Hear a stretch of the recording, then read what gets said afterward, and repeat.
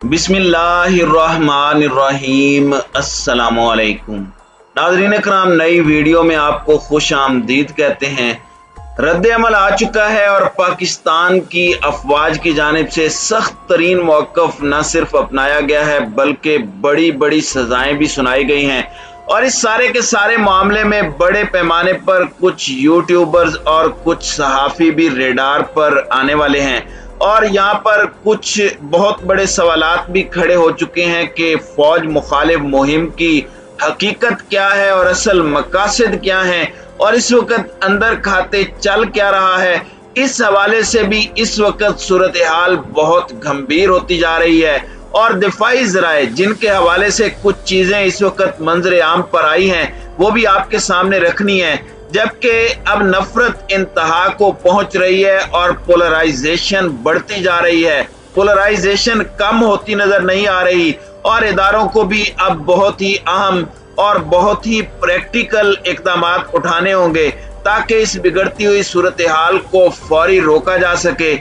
इस बिगड़ती हुई सूरत हाल को ठीक किया जाए और इस हवाले से चीज़ों को दुरुस्तगी की तरफ ले जाया जाए। क्योंकि अब खलीज भी गहरी होती जा रही है, एक तरफ कार्रवाइयां हो रही हैं और ये सारे का सारा मामला अब आग का खेल बनता जा रहा है। जाहिर बात है पाकिस्तान को इस वक्त रिकंसिलिएशन की जरूरत है, पाकिस्तान को इस वक्त मुज़ाकरात की जरूरत है, पाकिस्तान को इस वक्त तमाम ताकतवर हलकों और अहम तरीन पॉलिटिकल स्टेक होल्डर्स के दरमियान जो कम्युनिकेशन चैनल है वो इस्टेब्लिश करने की जरूरत है और कभी भी वो कम्युनिकेशन गैप टूटे ना, राब्ते का फुकदान ना हो और जो कम्युनिकेशन गैप है वो ना आए। यही पाकिस्तान के हक में बेहतर है, यही पाकिस्तान के लिए बेहतर रहेगा कि सारे स्टेक होल्डर्स मिलकर आगे बढ़ें और इख्तलाफात जरूर हों लेकिन इन इख्तलाफात के साथ डायलॉग करना, आगे बढ़ना, चीज़ों का हल निकालना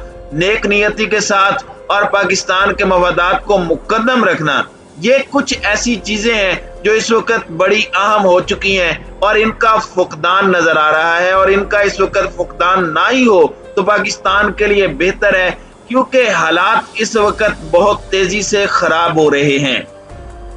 नाज़रीन इकराम, कल इमरान खान साहब ने एक बड़ी स्टेटमेंट दी है कि मेरे सामने दो रास्ते थे, या तो मैं ताकतवर हलकों से माफी मांगता, उनके पांव में गिर जाता, या मैं अवाम के पास जाता और मैंने ताकतवर हलकों से माफी मांगना गवारा नहीं किया और मैंने अवाम के पास जाने का फैसला किया। और जाहिर सी बात है इमरान खान का अवाम के पास जाने का फैसला इसलिए भी दुरुस्त साबित हुआ। शुरू में नवाज शरीफ ने भी कोशिश की थी अवाम के पास जाने की, हर सियासतदान अवाम के पास जाने की कोशिश करता है लेकिन हर सियासतदान को अवाम की तरफ से वो रद्द अमल नहीं मिलता जो इमरान खान को मिला और फिर नवाज शरीफ को दीगर रास्ते अपनाने पड़े।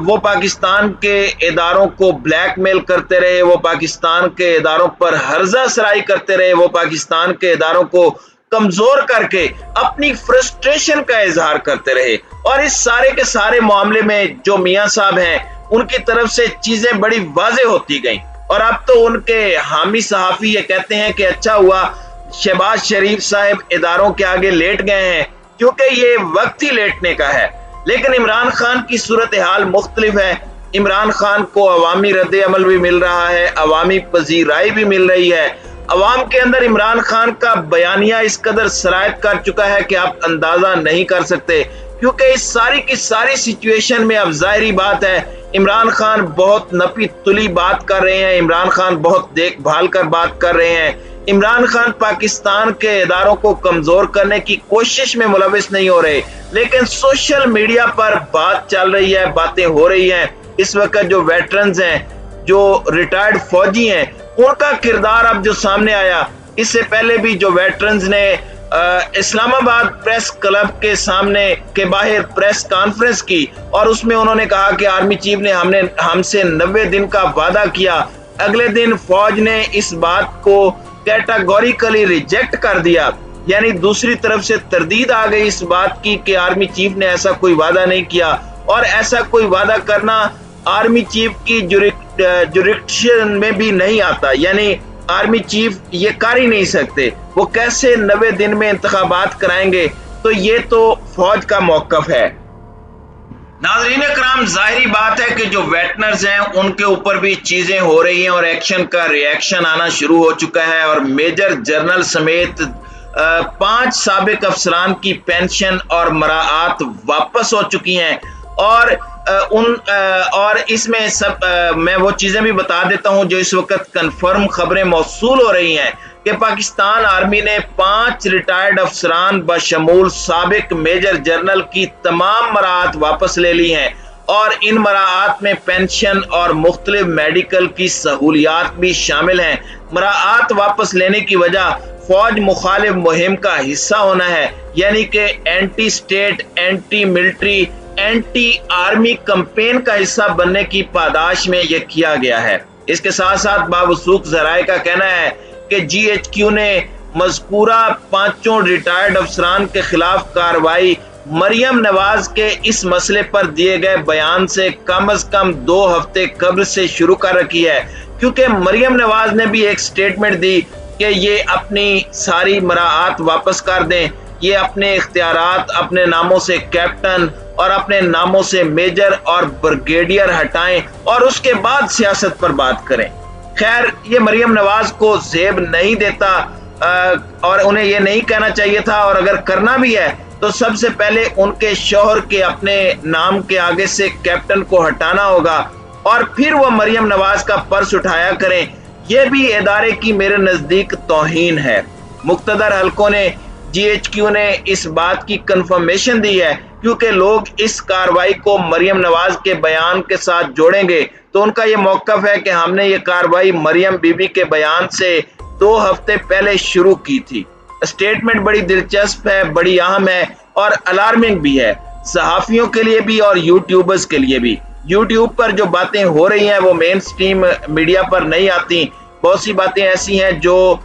मेन स्ट्रीम मीडिया के पर जलते हैं उस बात को बयान करने से, क्योंकि बात यहाँ पर खुलकर होती है, कोई लगी लिपटी नहीं होती। यूट्यूब पर ऐसे ही बात होती है जैसे आप ड्राइंग रूम में बैठे आपस में डिस्कशन करते हैं, और जो कैंडिड बात होती है, गुफ्तगू होती है, इसमें फिर बहुत सी ऐसी बातें हो जाती हैं जो बहुत सारे हलकों को अच्छी नहीं लगती। उन्होंने इस बात पर अफसोस का इजहार किया कि मीडिया और बिलखुसूस सोशल मीडिया पर कुछ यूट्यूबर्स हर किस्म का झूठ और गैर जिम्मेदाराना बयानात बगैर तस्दीक के फैला रहे हैं। फौज को उम्मीद है कि हुकूमत इन अनासिर के खिलाफ कार्रवाई करेगी जो फौज के इदारे को बदनाम कर रहे हैं। दिफाई जराए से जब पूछा गया कि जनरल रिटायर्ड फौजी अफसरान की पेंशन और मराआत वापस ली गई हैं, कि जिन जनरल्स और रिटायर्ड फौजी अफसरान की पेंशन और मराआत वापस ली गई हैं, क्या उनकी तादाद 150 के करीब है और क्या उनके खिलाफ कार्रवाई का कोई ताल्लुक मरियम नवाज के बयान से है? क्योंकि सोशल मीडिया पर जो मुख्तदर हलकों की जानिब से बात रिपोर्ट की जा रही है उसमें दावा किया जा रहा है कि 150 रिटायर्ड फौजियों के खिलाफ कार्रवाई की गई है। तो GHQ ने इसको रिजेक्ट किया है कि ऐसा नहीं है, ये गलत बात है, ये फेक न्यूज है। हमने 5 लोगों के खिलाफ बिल्कुल कार्रवाई की है और उसमें एक मेजर जनरल लेवल का अफसर भी शामिल है। नाज़रीन इकराम, ऐसे लग रहा है कि सब्र का पैमाना लबरेज हो चुका है और सूरत हाल के अंदर अब अगर कंट्रोल ना आया, चीजों को रिकंसिलिएशन की तरफ ना ले जाया गया, पॉलिटिकल पोलराइजेशन बहुत ज्यादा बढ़ जाएगी और इसे रोकना पाकिस्तान के मफाद में है, मुल्की हालात को ठीक करना पाकिस्तान के मफाद में है, और चीजें अगर वापस ट्रैक पर नहीं आएंगी तो मुल्क खाना जंगी का शिकार भी हो सकता है। नाज़रीन इकराम, आपकी इस हवाले से क्या राय है? आप अपनी राय का इजहार कमेंट सेक्शन में जरूर कीजिएगा।